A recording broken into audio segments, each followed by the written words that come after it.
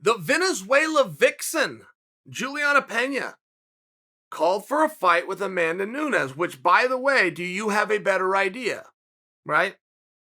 And it's one of those interesting spots.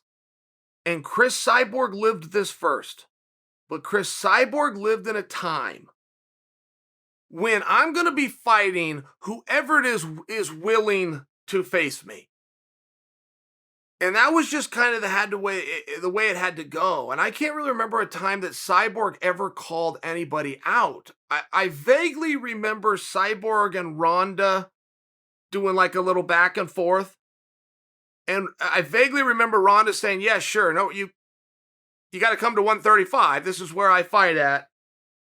And that being the problem, and it went away. But I don't really remember Cyborg going after anybody else. Cyborg, had the great moment with Gina Carano. But I don't remember if they went back and forth at each other. But that was one of those compelling fights where the audience really wanted to see it because we really didn't know. And Amanda largely has to do that now with fight whoever is willing. But Julianna Pena is different. Where that's not just somebody that can fog a mirror and has raised their hand. She won the Ultimate Fighter, just by example. Toughest tournament in sport, and she won it. This is a meaningful opponent, and Julianna Pena was well on her way. Came to the Ultimate Fighter. She had like this nasty little stare, but it was captivating. I remember that making it all across the TV waves.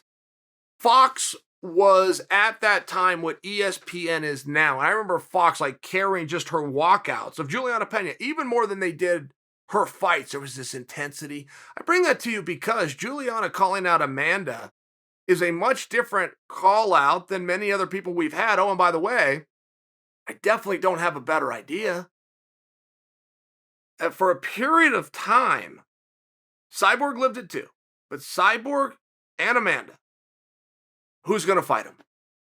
Who? Sorry, what? I'm sorry, repeat that again. What is your name? Okay, I got it. And you've done this before. You have done that 5 times? Okay, great. Do you have a winning record? You do. 3-2, winning record. Hey, she's going to... Repeat that name. Repeat your name one time for me. She's going to fight. That's the way it used to work. For Cyborg and Amanda. Oh, by the way, don't make them as main event. Yeah, I don't know this person's name. No, put them on the card somewhere. Great, go. It was one of these things where now you have Julianna Pena, and before you break down the X's and O's of do you think Julianna Pena can beat Amanda, as amazing as Amanda looks right now, I'm talking about the other side of the story, which is having a willful opponent who has a winning background, and I don't mean a winning record, like they're batting 51 out of 49. I'm not talking about that. I'm talking about you have the Ultimate Fighter champion who was well on her. I want to see Julianna Pena was 8-0 at a point. This is off the top of my head. I'm going back to about 2013. And then left the sport. Decided to go into motherhood for a little bit. Decided to get back into the sport. I only bring that to you because Julianna Pena was well on her way to a championship fight. That was all the talk, and she was fast tracking. And now she's back to revisit it, which, by the way, is now a tougher spot than she left it going back to 2013-ish. So full respect to Julianna Pena. And what's going to happen at 145 pounds is a question that I continually ask by you guys. And I read the comment section, and I know that you've turned to me, and I'm flattered that you turned to me, but I don't know. I don't know. At 145 with the women, we had a couple of clues. We had a clue with Megan Anderson going into the fight against Amanda Nunes, which was that was Megan Anderson's last fight on her contract. I do not believe there has ever been somebody to contest a title who did not have a contract extension. I do not know that Megan Anderson was holding out. Perhaps she was. I'm saying I don't know. The other side of that would be that she was not offered an extension. And Megan Anderson specifically, to use Megan by example, but why that example is relevant is Megan Anderson is not someone that can go down to 135. She's a 145 pounder, but it's also as low as she can get. Very lean, focused, disciplined. She's 6 feet tall, right? I mean, it's one of these things. That's the lowest weight class she can get to. And I bring that to you because if we're just looking at clues, and we're using Megan specifically, it would look as though perhaps 145 isn't going to be contested in the future, or at least not guaranteed to be. Joe Rogan said something interesting on the broadcast, which is he just asked his broadcasting partners, John Anik and Daniel Cormier, he goes, hey, what are the rankings at 145?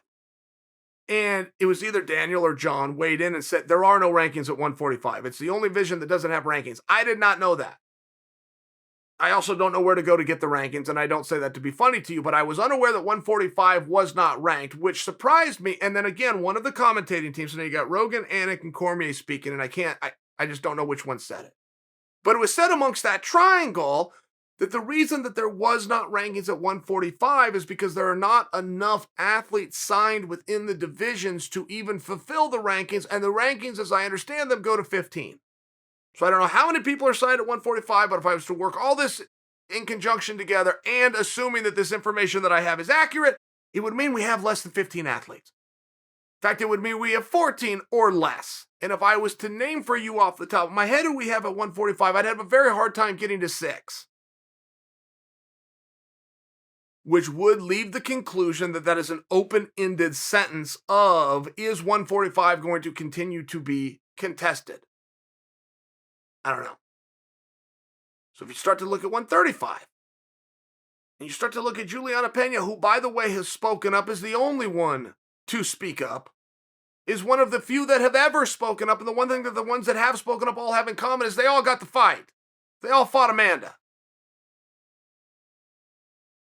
I don't think you have to be Perry Mason to realize we're going to see the Vixen, and we're going to see the Lioness.